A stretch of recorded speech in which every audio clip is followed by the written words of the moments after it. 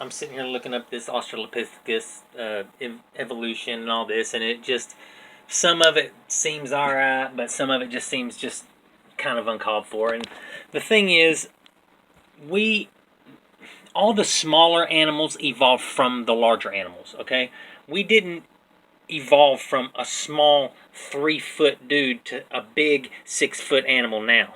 Okay, we went from a 10-foot or an 8-foot animal, ape, to an average 6-foot tall individual. Okay, now at some point when we were still getting in our transitional state from walking from on a tetrapod or sauropod on all fours like a sauropod, okay, to walking like a theropod on just our hips. We're in a transitional state where we're ape and we're walking on all fours, but we can still walk bipedal, okay? But they find something that's a real good food source, and it's psychoplastogens, okay? A substance capable of rapid induction of structural and functional neuroplasticity with the ultimate modulation of cognitive facility or faculties.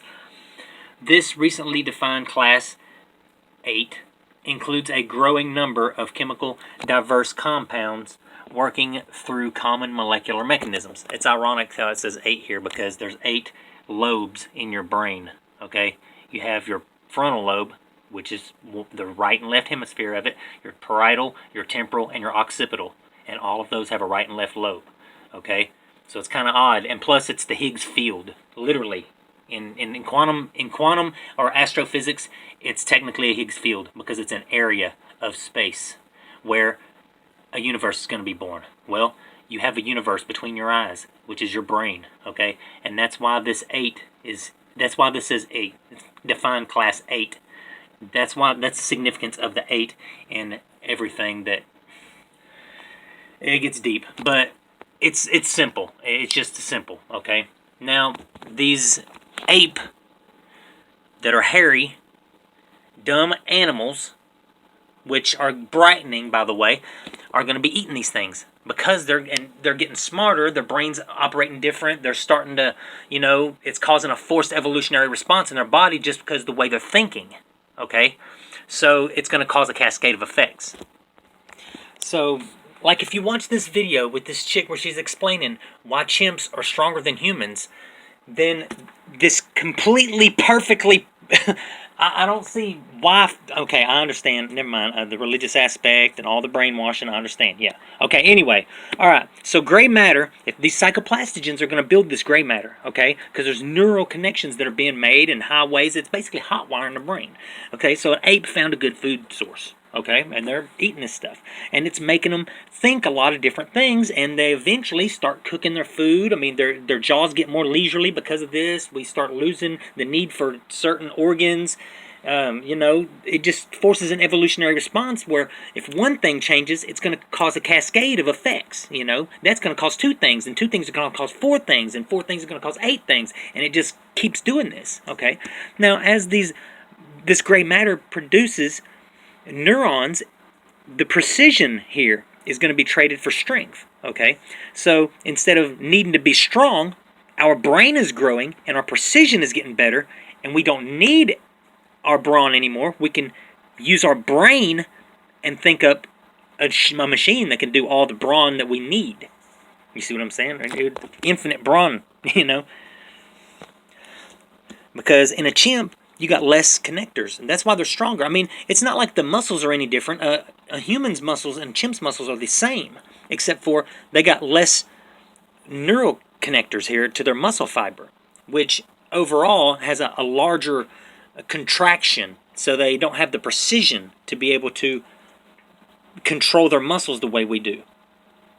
They can't do anything real fine. There's more neural connectors to each fiber here when it comes to a human rather than an ape. You see what I'm saying?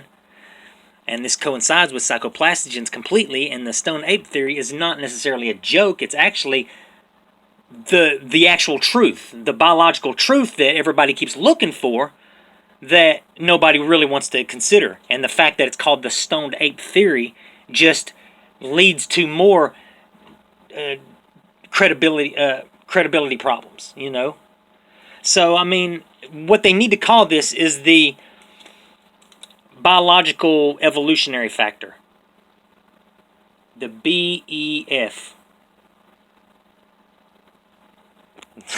I mean, that would be a better theory than the stoned ape theory, because there's no credence there, and there's or no credibility.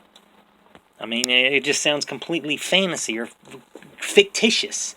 But this actually makes biological sense, and we can prove it. So why would we take something again, which is a smoking gun, like we do with the the water erosion at Giza? I mean, come on. There's been no rain in that area if it's been a desert for 6,000 years, 4,000 years. You know what I'm saying? So if it's been a desert and there's rain and erosion, it had to be at least 10 to 12,000 years ago that place was built.